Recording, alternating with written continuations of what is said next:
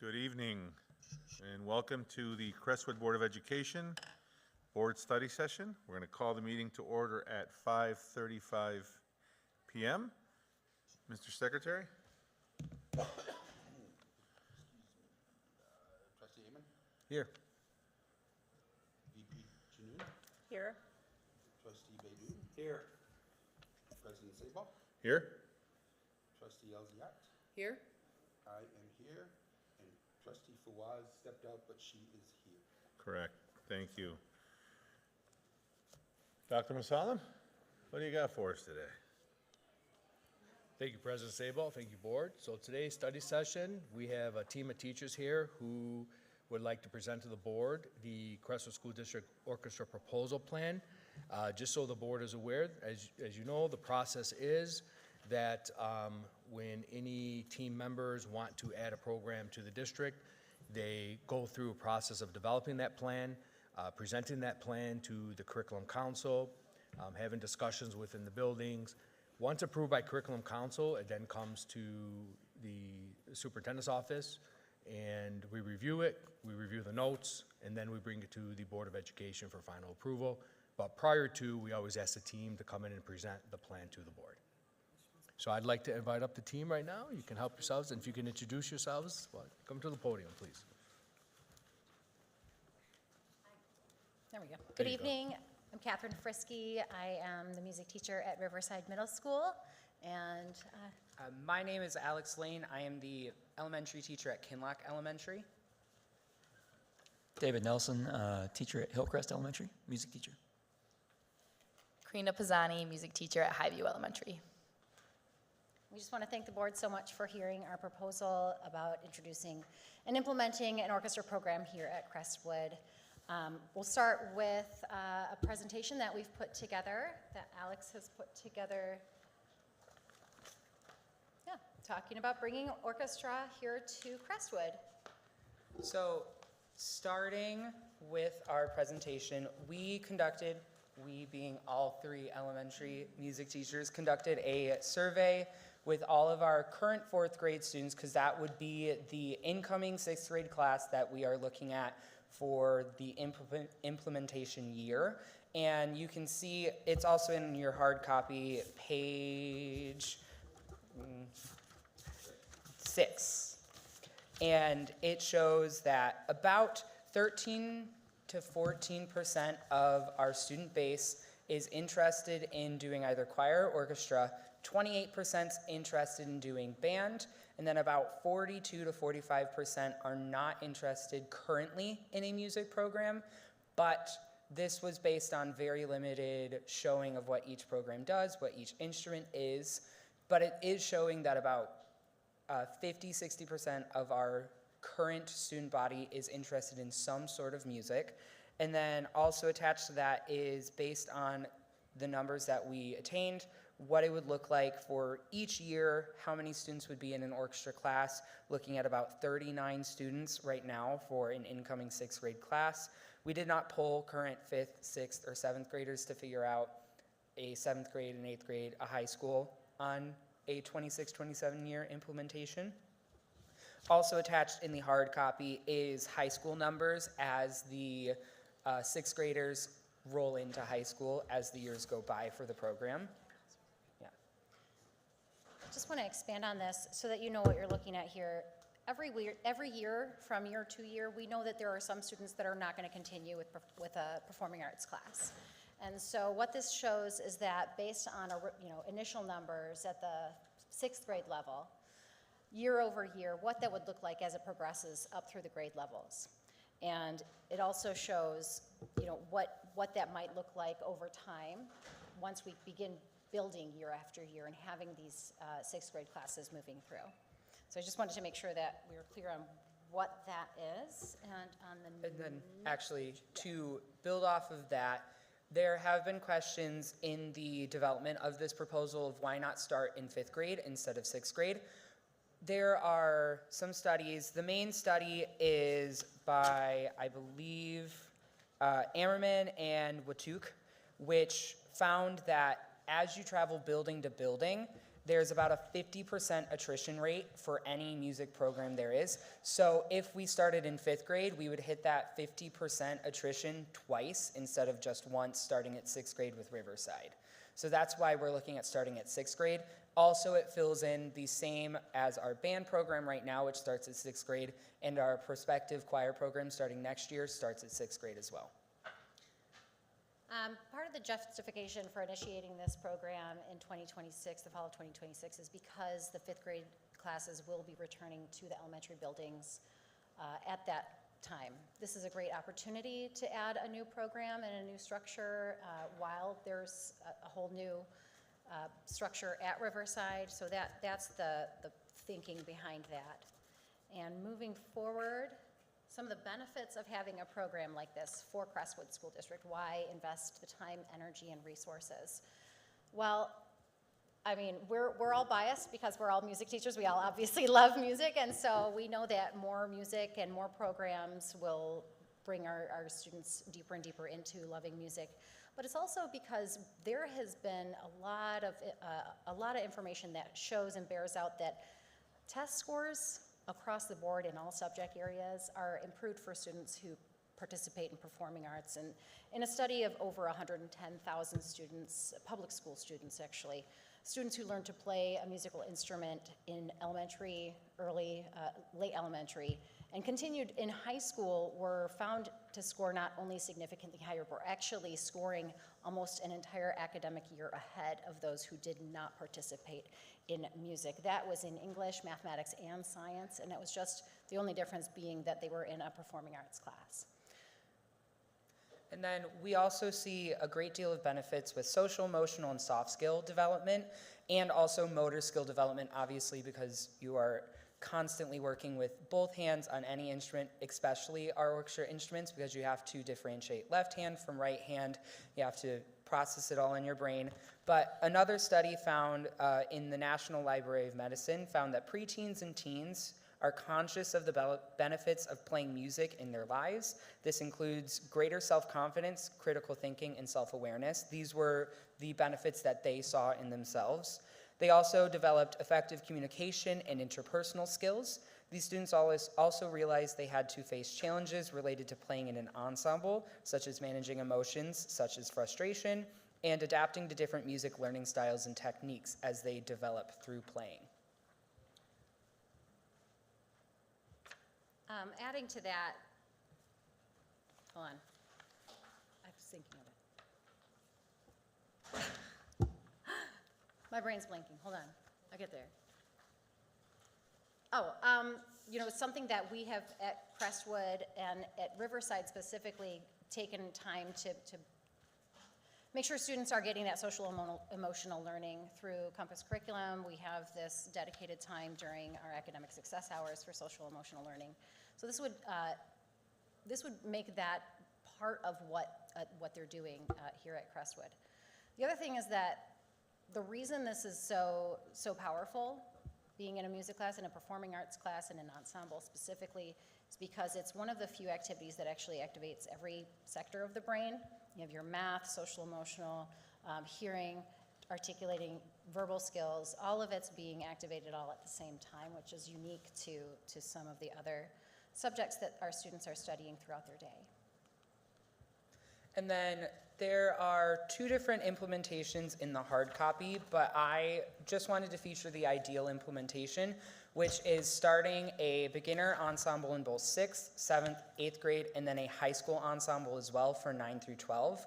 This would give every student a chance to play right from the beginning, because there was a lot of questions, especially from parents that I talked to about this, of, well, my kid's going into 6th grade, but they have an older sibling that would also be interested. They're in 10th grade. Are they going to get that chance as well? So this would give everyone a chance to play from the beginning, and it also is easy to roll on as the years go on. Second year, 7th, 8th, and high school all become a second-year course. And then 8th and high school become a third-year course. And then as we get to year 4, we can split high school into two ensembles. One that is the kids just rolling in, the 9th, 10th graders, and then the 11th, 12th graders can be a auditioned ensemble or just a more advanced ensemble since they've been playing for more years. And then this leads into some example costs. This example cost comes with that ideal implementation. There's two featured in here. I just wanted to feature the ideal one, which shows all of the instruments we would need to purchase based on current enrollment statistics, what other supplies we would need, such as music titles, storage, and a maintenance budget as well. And I know that costs are a hard one right now to figure out, but I wanted to be as detailed as possible to show that it's not as expensive as other instruments may be, and there's a lot of different options for us to go through. So there's a bunch of grants that we can look at, and I want to highlight two that are very, very critical to creating programs. You've got the Save the Music Foundation, which has a Build Your Core Programs grant that we can apply for. It goes up to $64,000, which would cover the whole entire cost for the first year of implementation. And there's also the National Endowment for the Arts, which also goes up to $100,000 of grant money for creating music programs. Those are two options that we could go through. There are a few other grants that I have listed on the slideshow that offer a little bit less money but still support creating and acquiring instruments, creating a program. And then there's also the option where we can contact districts that are larger districts than us that have had to downsize due to student population or other reasons and might have some surplus instruments they no longer need. We can always ask and see if we can acquire some of those instruments that they no longer need. We can see if they need to be repaired, all of that. And then the third option, which through discussions with Baroque Violin Shop, kind of want to steer away from due to our population of students, is renting instruments. Violins and violas are the easiest to rent. They're about $15 a month or $160 for the year. Through Baroque Violin Shop, comes fully outfitted with everything you need for the instrument. However, we serve a population that's 90% economically challenged, so we kind of want to shy away from that being the barrier to getting into orchestra. You have to buy to play, which we want to avoid. And we also run into the issue of cellos and basses cannot be transported on buses. So if a kid does own a cello or bass, they can't bring it into school, so we have to have those cellos and basses to be able to run the orchestra. Any additional thoughts on? I don't think so. And then not calculated into the funding is the salary of the position. That's the only thing I didn't want to put in because that's something that a lot of grants do not cover at all, so that's just something that we'd have to figure out through the district itself. And then a timeline is currently we're at step 1, which is board approval. And if it is approved, we move into step 2 and 3, which are kind of intertwined, which is logistics for location and other logistics for the district, which includes funding, figuring out what grants we want to pursue, what districts we want to contact, how we want to go about acquiring the instruments and supplies we need for the program. And then once we get the funding, we start our student recruitment and course selection. This would most likely happen in the fall or winter of 2025. And some ideas that we have, Baroque Violin Shop offers free quartets or very cheap quartets to come in and play for the students to show them what it sounds like.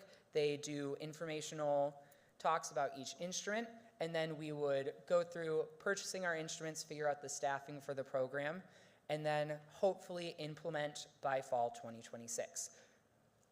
And another reason why we chose 2026 builds off the reason why 5th graders are leaving.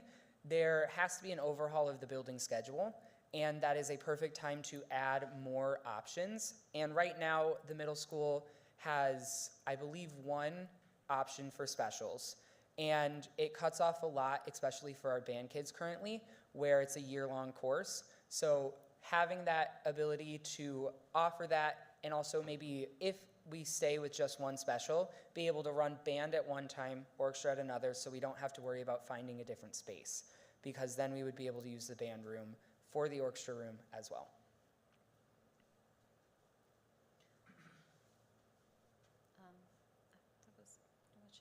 right? Yeah, did you have any questions? Mr. Yeah, President, if I can add to questions. that. Please?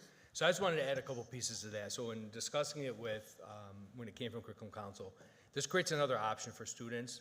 Doesn't mean that students can't take band. They can take orchestra and they can take band. Being in 2026 is an excellent timeline because at that point, fifth grade will have been vacated out of middle school, which gives us more space, which gives us more elective options. Also, too, I want to emphasize, band is more horns and drums, where this is more strings. And Yes. it gives It's all students, strings, yeah. so you have two completely different subsets of teaching and learning. And, ultimately, where I see this going in the future is if this comes up and it grows and the band continues to grow, now we're looking at having a full ensemble. You're talking about band, you're talking about strings, which ultimately will lead into a larger performing arts presence in our high school. And with the bond, this gives us an opportunity because we are setting aside funds from the bond to redesign the first floor of Riverside Middle School for the CTE pieces, and this fits right into it. So you mentioned this will be sixth grade, not fifth grade. It's going to start, because you said the elementary schools, which won't have anything to do with it, right? They're sixth Yeah, grade, sixth yes, grade, sorry. So it'll be That's the just the proposal. Riverside, not the elementary schools? No, Because you it's said the not. elementary, I just want to make sure I'm we're sorry, clear. I'm That's saying- okay, yeah. no. I just want to make sure we're on the same page, that's all. Yep. Anybody got any questions? Yeah, I do. Trustee Foss? I think this is a great idea, and most schools actually have band and orchestra starting in fifth grade. So, yeah, I think this is great. But now, would they lose, with the fifth grade going to elementary, would they lose the band opportunity at that point, or could Right they? now, fifth grade is not offered a band opportunity. It starts in sixth grade currently, even though fifth graders are still at Riverside. Aren't Oh, yeah, right. they offered recorders? Isn't there like a recorder class? There's a general music class that I Yeah. teach, and we do study recorders, but it's structured as a general music class, as is appropriate for the amount of time and location that we're in. But what I will say is that while many districts do start orchestra and band in fifth grade, many of those districts also have an intermediate building where there's a 5-6 building, so they're in their own, they're not part of the elementary schools, is what we looked at. So having it start at the sixth grade level where they're in a new building and, they're in the middle school and they have the option now of orchestra, band, and choir, then, we're hoping that with all of these options, we'll be able to showcase the talents and the drive of Crestwood students, going to festivals, going to performances, and taking part in community events as well. And I may have missed this portion, but did you say you preliminarily maybe surveyed or knew that there is the student interest? Yes. Yes. Yeah, okay. Yeah, the three of us did a survey with the current fourth graders, because they would be the ones who are in sixth grade when that comes about. And 60% of them had an interest in band, orchestra, or choir, which is a very large number. And honestly, then- especially without two of those even being offered yet. Yeah. And we saw 14% for orchestra specifically, which is actually 4% higher than the national average of enrollment in orchestra classes across middle school and high school, which is 10%. So we actually have a bit of a higher interest in orchestra than the national average sees. And the concern might come to mind that it would cannibalize a band program, but the band program was at 24%, which is currently higher than the enrollment has been. 28%. So it was Yeah. 28. So we're really trying to, K through 12 establish a clear recruitment and retention strategy and calendar to make sure that all students have access to the music, whether it's band, orchestra, or choir, and then we'd have three pillars kind of in the secondary, and then that every student gets music in the elementary. Trustee Thank you. Elzaya? Thank you, Trustee. How many kids were surveyed? 'Cause I So- saw you got 270 responses back.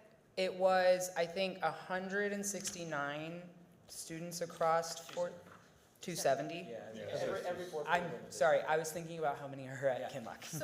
So this is our elementary music team, and so they see every fourth grader in the district. So between all of their classes, they were able to ask all the fourth grade students who, not next year they'll be at Riverside as fifth graders, but then the following year when we implement this for sixth graders, they would be that sixth grade class.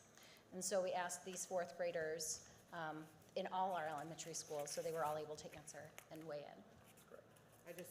That's a lot of responses, so. Well, it says 244 here. Yeah, Does it? 244. Yeah. So, I was thinking Kinlock That's only, okay. which is about 140 of them. Oh, 244, okay. yeah, that's okay, that's all right. Oh, I was just reading it on the slide, it said 270 responses. Yeah, There I might think have been. There might have been a class that got added.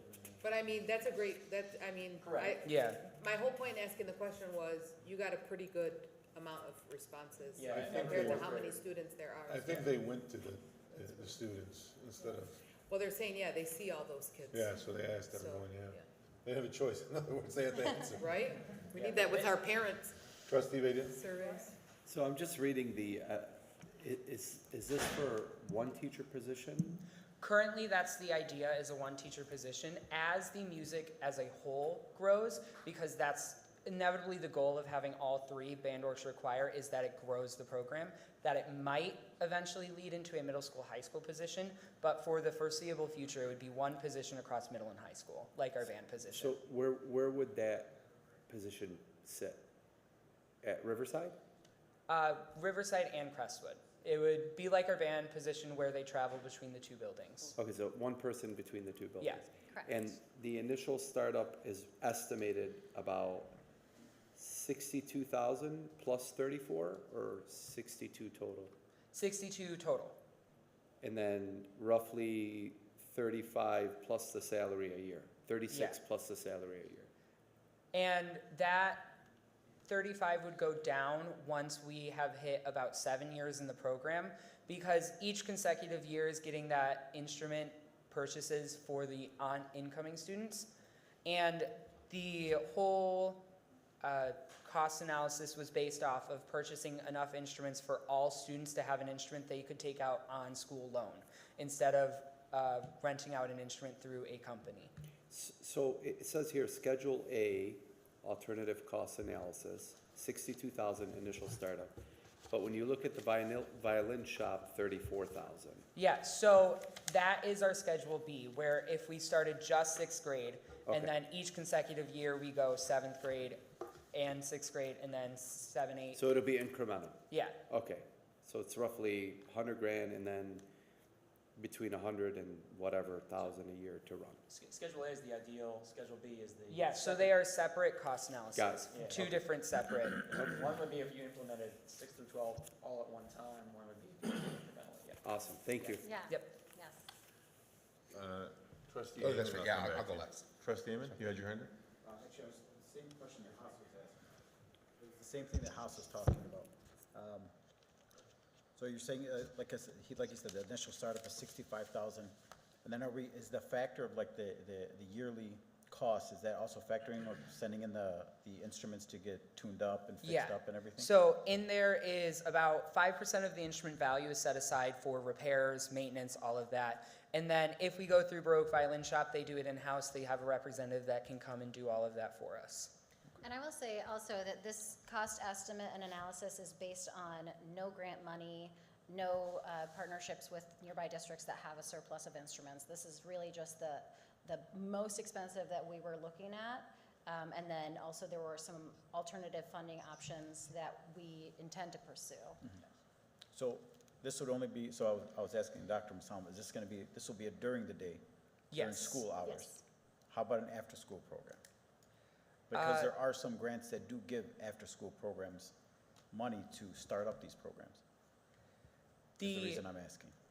So I just, if you don't mind, the thinking behind this is that, one, we have students then are rehearsing every day. When you're starting up a program like this, you worry about access, students that don't have a ride home after school, after buses leave. You worry about students that can't afford an instrument. If you have such a small sample of students, where are you going to house it? Where are you going to house the instruments? And if you kind of take an all-in approach, it offers it to all students equally. It gives us the opportunity to invest in the infrastructure that we're going to need to make this program successful. And then you also, it sends a message to the student population. This is important, this is valuable, and this is why we're offering this to everybody and investing so much. You know, kind of adding it as an after-school optional gives the sense that, oh, this is just for fun, come as you want to. It sets a different tone, and I think setting it up this way, it really embeds it into what we want as a curricular option. We want this to be curriculum-based. We don't want this to be just for fun. If I can add to that, but I think the potential also could be, we add it to the school day, and if there's grants, we can do extended day programs where it's an extension of something you're doing during the day. Not extended day as a sole focus, but an after-school program where students who are in orchestra would like to be part of an extended day program. If there's grants available for that, would that be doable? Yes, that would be for our students that have a great deal of interest, want to be high achieving with it. That is definitely something we could pursue. And something in line with that I thought about is if elementary teacher is willing, we could also extend it, possibly 5th grade, having some kind of option to introduce themselves to band instruments, orchestra instruments, maybe after school, before school, some kind of idea to ease the transition into 6th grade so it's less abrupt. That would also go into our recruitment efforts with 5th grade. Because the reason I'm asking is, our organization sometimes receives funding to give out to schools for after-school programs or before-school programs. But they have to have some type of after-school presence or before-school presence. I wonder if, in that case, I know in the district I was in before, I had a choir program and I had an auditioned ensemble that just came one day a week after school, and these were my high achievers. That's all it takes. I think that's absolutely in line with what we're thinking as well. We want to offer those opportunities for those kids that are really hungry for it. Okay. So I'm gonna go before I have Secretary Williamson. I know he's got a question for you. I just got a couple quick questions, maybe quick points, and I'm really curious. Just so you know, I am all for everything arts. So let me make sure I clarify that before I ask these questions so that it doesn't appear as if I'm not. You mentioned, Mr. Lane, that districts that have programs but have either minimized them or ceased to exist, have you identified those districts? I do have some districts that I have identified, and I have identified this with my lesson instructor, whose name is Valerie Palmieri. I listed her in this as a contributor to this document that I made because she has 40 years of experience teaching strings. She has quite a few connections, and most of these are districts that they closed down 20 years ago, but still have a warehouse of instruments that are untapped. It's not many districts recently that have closed off, but I do have a list of those. I unfortunately brain fogged, forgot to bring that list with me as well. Have you communicated to those districts to see Not if yet. they'd be willing to sell those products? Not yet. I was Okay. waiting for approval before I reached out to contact. Okay. And the grants that you're talking about, one for up to 45 and one for up to 100, the assumption is that obviously we would get those grants, but we also realize that there's a lot of districts out there putting in for those same grants. I guess you see where my point is going. I'm always about the money, and it's not the only precursor that matters, because it's not. The kids always come before the money. But I also don't want to put us in a position where we're interviewing 244 students in 4th grade. I've had 4 4th graders come through my house, okay? If I asked them what they wanted to eat on Monday, but before they left for school, they'd come back after school and tell me they wanted to eat something different. And I'm not being facetious, I'm just being honest. I would be curious if you actually ran those same questions again to see what those numbers would look like. And I'm not asking you to, right? I think the idea is phenomenal, right? Yeah. Practically phenomenal. Reality, I don't know if you're going to get 14 in comparison to 10%, which is the national average.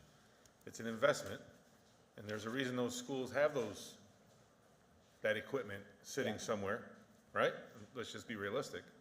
They're sitting in a storage room somewhere because they stopped using them because the kids stopped wanting to play.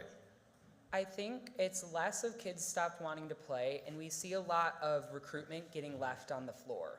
A lot of places have given up recruitment as a main priority because, hey, we have 200 kids in our program. We don't need to recruit. We're a solid program. So they fall flat. And we see this with a lot of band programs recently where a director's been there for 25 years. And maybe it's time for them to take a step back and let someone new come in because there's new ideas, new things going on. So I just wanted to highlight some recruitment that I've already been doing on the forefront with Baroque Violin Shop. Completely free of charge, no cost to do this. At every elementary STEAM night, I had a set of 9 to 8 violins brought with me, and I had a station set up where the kids were able to get hands-on experience with it and see how it felt to play, what it sounded like, and all of that, which is helping build up that idea of, oh, I want to do that. And that's kind of where my recruitment brain goes, is the consistent showing off of the instruments really builds up that idea of, I want to do this. Because yes, kids forget a lot very easily, and we see it in the elementary every day, where we teach something and then we come back in and we have to teach it again, and that's completely fine. But that over and over and over showing and giving them opportunities, that's where the recruitment and building into it. Can I add to that? Oh, sorry, go ahead. Yeah, well, I was an orchestra director for eight years. Come closer to the microphone Yeah, so yeah. that, yeah. Sorry, I was an orchestra director for 8 years prior to coming to Crestwood, and I can speak at least anecdotally about recruitment and retention. That's something I'm incredibly passionate about. And I taught in the middle school for a few years in Cincinnati, and my first year there, coming in after someone who retired after COVID, I had 29 kids, 6 through 8. The next, and then throughout that year, as a district, there were it was a little bit bigger than this: 3 middle schools, 5 elementaries, 2 high schools. But as a district, lot bigger than this. yeah, go ahead. as a district, we came up with a K-12 recruitment calendar and worked very, very hard to implement that from the elementary teacher all the way up to the secondary teacher. Everybody had a role. High school ensembles came down and played at the elementaries. Directors went and did Q&As, slideshows. Hey, we take trips to Cedar Point. Hey, check, here's a piece of candy. Yeah. We did try-it nights, and then every single student in the district gave a data point. In 5th grade going into 6th grade, no music, band, orchestra, or choir. So my numbers went from 29 my first year to 50 the next year to 100 the following year. And mine was not the only program that grew. Mine grew the most exponentially, but it had the biggest place to grow from. But every single program, band, orchestra, choir grew during that 3-year period. Because we were all on the same page, K through 12, followed a recruitment calendar, and it worked. You know, there was a district where there were 9 middle school music teachers, and every single one of their programs grew year after year, following a certain model. And that's the model we've kind of started, at least when we did the survey. It was a similar model to the sign-up form that we had done previously, but this was just an interest survey for the current 4th graders. So, yeah, so following up with those kids, if they said they wanted to do orchestra, we follow up. We say, hey, oh, hey, you signed up for orchestra. You know what I mean? So it's not a willy-nilly, hey, you signed this thing, and all of a sudden you're sitting there. There's been like maybe 4 or 5 more engagement opportunities with families, with the community, for the students to come out and play. So, Okay. yeah. Dr. Masalam, the last question is for you. Since you are positioning this, I assume you are all for it. Yes, Okay. So the commitment from you would be that you are all for this, and if we can't get the grants and we can't get the equipment from these other schools, that we're going to go to the leasing program, and we'll have some kids that can afford to pay for them and some kids that can't. Is the request going to be that we're going to pick up the difference? No child will be left out of an opportunity to be part of anything. We will I take care of wholeheartedly it. agree. We will pick up the difference. Okay. So I would, if that's the case, my suggestion would be to do the leasing so that you have the numbers, and if you don't have the numbers, you reassess. Because it's quite a commitment, especially when you're adding another salary. So with what we have currently budgeted and what we're seeing, the needs in 2026, 2027, once the Riverside electives, we're going to have to add electives to Riverside anyhow in order to cover the specials classes and the times. So we already have figured out how that budgeting will look for at that time. I'm all for the program.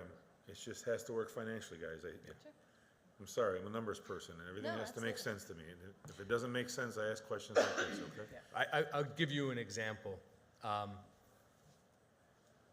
You know, we've added more sections of music and art across our district these last 3 years because when we adjusted the contracts, through adjustment of the contracts, we wanted to create an equal amount of prep time, which is specials time for our elementary school teachers compared to our high school teachers. And in doing so, we expanded in the performing arts areas. And with looking at our cost cost-effective analysis moving forward, we're committed to ensuring that these funds are set aside and prepared, and we will take the most cost-effective route necessary. I appreciate it. Thank you. Of course. Thank you. Trustee Williamson, Secretary Williamson. Hi. Well, thank you for coming tonight. Thank you. I know there's a lot of hours and a lot of thought, and we can see your passion in teaching and for music. Full disclosure, I've had 2 kids go to the band. I've been in the boosters for 10 years. I was on the board. Actually, I'm still currently on the board. So I have a lot of concerns. So right now, there is no room in the band room, in the current band room, because, I mean, there may be room for them to play, but where are they going to put their instruments? Because the current kids put their instruments there. So Dr. Masalam, with the bond, are they going to reconfigure or build a new band room? So what will happen is with the bond, so right now, the middle school walkthroughs are tomorrow. We've done some of the high school walkthroughs already. We've already made some adjustments based on input from the teams of teachers that were part of the walkthroughs as well as others. And the idea is that in the middle school, we can have a designated place for the orchestra because we're going to have the space available once the 5th grade vacates, because that was going to be our CTE program growth. The other piece, there are some options on the table potentially for high school, because as the board is aware, when the middle school has that CTE piece in place, there's going to be, the goal is that all of our CTE courses will be for middle school and high school. So it could be middle school in the morning, high school in the afternoon, or vice versa, which will work into the scheduling. So the idea is, one of the options is we can have orchestra only be at the middle school where the students would travel. And again, if the students would travel, we would bus them. I mean, they wouldn't travel on their own. And or looking at the current space in the high school to see how we can expand an area or a classroom to be designated as the orchestra room as well. Yeah, So 'cause there's no room in the high school. Yeah, so we know that the band room in both schools is not sufficient for both programs. So we're looking at multiple options right now to make this work. Okay. Now, instrument-wise, I had to pay for 2 saxes. So, I mean, that's the way it goes. You don't lease, when they started in 5th grade, I paid monthly for 4 years and I owned it, and that was $75 a month. I mean, is that even an option in this, where it's basically you're paying to own it, and then at the end you own it? Yes, so Instead of just Baroque leasing. Violin Shop, they do rental, and you accrue equity for your instrument as well, up to, I want to say, 50% of the instrument.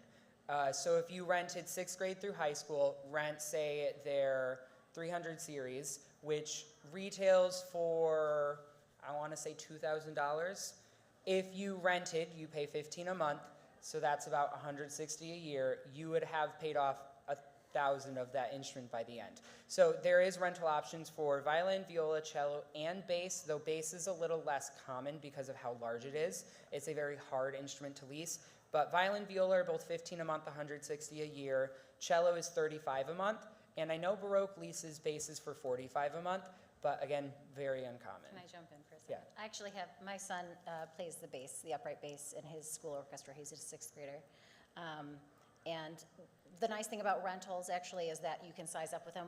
Unlike band instruments, the students actually grow with the instrument. So you see here the quarter size, half size, 3/4 size violins, because those small arms just aren't going to stretch as far. And with the rentals, you tell the company and say, hey, they're ready to size up. You send the old instrument out, they send the new instrument back to you, so it's the correct size. So there's a lot of benefits to rentals. Again, we want to make sure that we're not excluding anyone due to cost, but there are a lot of benefits to rentals, and it's not an uncommon way to go when you start a program like this. Okay. So my biggest concern is cannibalization. There is 37 kids in all of high school. Yep. Right now. So then you're going to, you will be taking away from the current band system. Not really, and I'll tell you, so I can tell you from my experience and I think we can all, from our experience, these are very different children. When you look at kids that are in orchestra versus band versus choir, these are a whole different set of kids. And their interest is very their interest in music is the same, but their personality, what they're interested, my kid playing in orchestra, he has zero interest in playing in band. But And even through attrition, do you think, so if it's even 14%, do you feel you'll have enough to actually, because there's major attrition every year, you lose kids. Right now, we have one sophomore. So when he graduates, he's gonna be like the only senior from band. I do feel like with band being the only secondary offering, and these students had to have signed up in 5th grade, and if you think about what was happening 5 years ago, that would be your No, sophomore. but What was the happening program's 5 years building. ago was Program's COVID, built. right? Yeah, And and actually, so and they don't have to, they can join band at any time. They don't have to sign up at 5th grade. that was not my understanding, but That, I know. Sorry. And are you guys working with Mr. Toxtine? Yes. absolutely. Yep. He's been included in all of our conversations Okay. on this, and we've gone over the idea of the cannibalization of the programs, and also included in here are some studies that found that they will not cannibalize each other, but a lot of anecdotal evidence. This whole thing started when I went to MMC this year, and I met with Rochester Schools. They recently, about 5 or 6 years ago, opened up a new orchestra program after about 25 years of not having it. And they saw that not only did their numbers grow in orchestra, the band, yes, the first time lost a few kids, but the band also grew as we went. Because something Dr. Masala mentioned that I want to also play on is the idea of a full orchestra. So having the band and orchestra instruments playing together, it really creates a homogenization of all of them, and it creates a community that everyone gets to see. And this full orchestra can play at graduations, they can play at any big event, and it just shows not only district support for music, but it shows that, hey, we're all in this together. It's not band versus orchestra, it's not band versus choir, it's not choir versus orchestra. You all do music and you choose what you like, because It's music like we saw. versus everybody. Yeah. I know, I see the numbers now, and I just don't And know we how we can appreciate your sustain. concerns. We also have to I don't know how you can consider- sustain two music programs like that. We also have to consider that the person teaching band has not been a consistent the past few years, because Mr. Toxtine just moved up to high school and he was teaching middle school just before. So his recruitment efforts weren't exactly seen high school wide.